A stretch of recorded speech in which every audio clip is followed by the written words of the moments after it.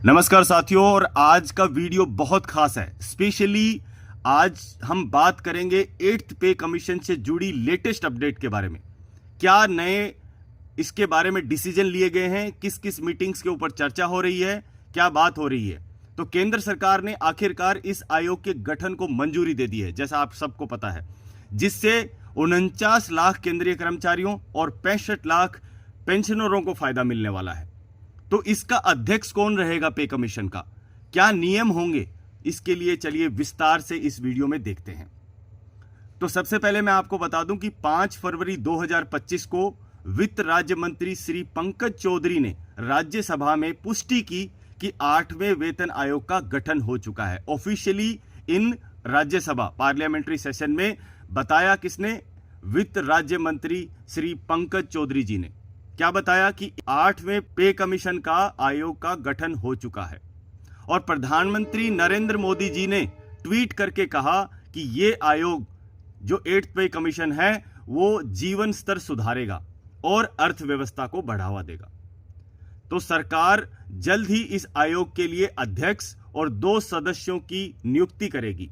साथ ही साथ ये राज्यों से भी इसकी राय ली जाएगी और जो भी हितधारक हैं, मतलब जो भी इसके दायरे में आएंगे पे कमीशन के, उनसे भी इसकी राय ली जाएगी, इनपुट्स लिए जाएंगे कि किस तरीके से इसको आगे रिव्यू किया जाए।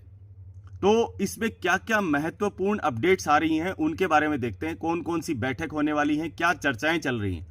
तो सबसे पहले मैं आपको बताऊं कि 10 फरवरी 2025 को 2 बड़ी बैठकें होने वाली हैं। मंगलवार 10 फरवरी 2025 को 2 बड़ी बैठकें होंगी। पहली बैठक है डीओपीटी और एनसीजीसीएम स्टाफ साइड से के बीच में, इसके बारे में चर्चा होगी। किसके ऊपर चर्चा होगी?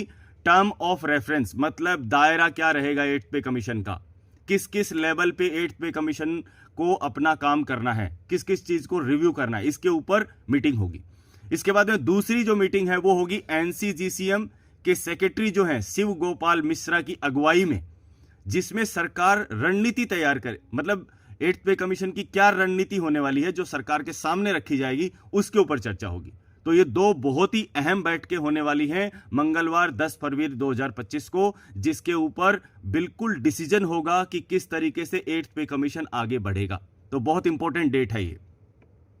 अभी हम बात करते हैं कि केंद्रीय जो संघ हैं, जो यूनियंस हैं, उन्होंने क्या मांग रखी है 8th पे कमीशन के सामने, कि 8th पे कमीशन में क्या स्पेशली उनको चाहिए 8th पे कमीशन से। तो उसमें सबसे पहली मांग है बेसिक पे और डीए का विलय होना चाहिए, मतलब बेसिक पे और डीए मर्ज हो जाना चाहिए।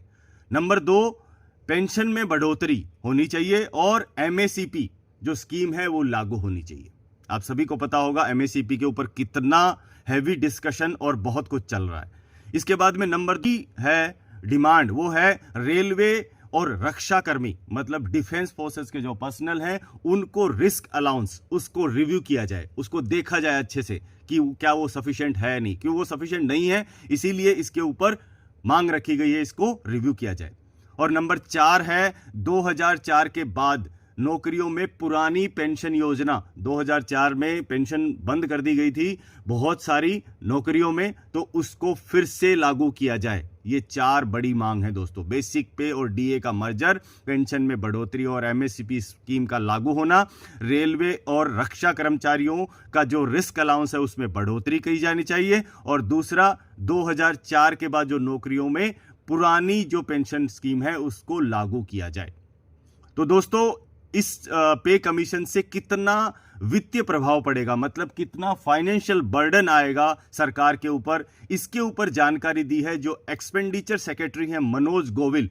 उनके मुताबिक 2025-26 का जो बजट अभी आया है हाल में ही 1 फरवरी को, इसके ऊपर 8वें वेतन आयोग का असर नहीं होगा। ये तो सिंपल सा बात है, क्योंकि अभी 8वां वेतन आयोग गठन हुआ है, लागू नहीं हुआ है, और लागू ये इस साल होने वाला भी नहीं है। अगले साल इसके ऊपर जो भी डिसीजन होगा वो अगले साल होगा।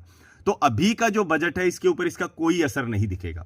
रिपोर्ट जो है 8th पे कमीशन की वो मार्च 2026 तक आ सकती है। संभावनाएं लगाई जा रही हैं कि मार्च 2026 तक 8th पे कमीशन अपना रिपोर्ट सबमिट कर देगा, और जो ये 8th पे कमीशन है वो लागू होगा 1 जनवरी 2026 से। यानी जो वास्तविक खर्च आएगा वो 2026-27 का जो बजट ईयर होगा, जो फाइनेंशियल ईयर होगा, उसमें इसका फाइनेंशियल बर्डन दिखेगा, जो भी होगा, यदि बढ़ोतरी होगी तो। इसके बाद में वेतन आयोग जो है वो केंद्रीय कर्मचारियों के लिए ही नहीं, साथ ही साथ राज्य सरकार के जो कर्मचारी हैं उनके लिए भी स्टैंडर्ड तय करता है। ये इंपॉर्टेंट हो जाता है, क्यों? क्योंकि जो सेंट्रल गवर्नमेंट जो डिसाइड करता है, जो 8th पे कमीशन डिसाइड करेगा, वही सेम स्टैंडर्ड जो स्टेट गवर्नमेंट है वो अपने स्टेट में भी लागू करती हैं। तो इससे क्या होता है? इससे दो चीजें होंगी। एक तो जो डीए बढ़ेगा, मतलब डीए आपका मर्ज हो जाएगा बेसिक में और इससे आपकी पेमेंट बढ़ेगी। तो इससे क्या होगा? इससे जो भी कर्मचारी हैं उनकी जो इनकम है वो बढ़ेगी, और आगे अगर आपकी इनकम बढ़ती है तो आपकी एक्सपेंडिचर कैपेसिटी बढ़ती है, जिससे आप ज्यादा खर्च करोगे। ज्यादा खर्च करोगे तो हमारे जो अर्थव्यवस्था है उसको मजबूती मिलेगी। और आप सबको पता है कि हमारे प्रधानमंत्री श्री नरेंद्र मोदी जी का विजन है कि हमको जल्दी से जल्दी तीसरी बड़ी अर्थव्यवस्था बनना है और उससे भी ऊपर जाना है। तो इस अर्थव्यवस्था को मजबूती देने के लिए, इकोनॉमी को और फास्ट ग्रोइंग करने के लिए जो भी हमारे सिटीजन हैं उनकी एक्सपेंडिचर कैपेसिटी बढ़ानी पड़ेगी। तो जिसके लिए ये इनकम इंक्रीज करना बहुत जरूरी हो जाता है। तो 8th पे कमीशन नॉट ओनली मतलब आपके जो कर्मचारी हैं उनके हित में है, साथ ही साथ ये देश हित में भी है। दोस्तों, ये थी 8वें वेतन आयोग से जुड़ी हुई लेटेस्ट अपडेट। अगर आपको ये जानकारी अच्छी लगी तो इस वीडियो को लाइक करें और ज्यादा से ज्यादा शेयर करें, ताकि सभी जो इंप्लॉई हैं इस बारे में जान पाएं कि what is the latest update about the 8th पे कमीशन। तो चैनल को सब्सक्राइब करना ना भूलें, क्योंकि इस चैनल पे आपको बिल्कुल जेन्युइन और लेटेस्ट अपडेट मिलती है। कोई भी सवाल है तो कमेंट बॉक्स में पूछें, और फिर मिलेंगे एक नए अपडेट के साथ। तब तक के लिए जय हिंद, जय भारत।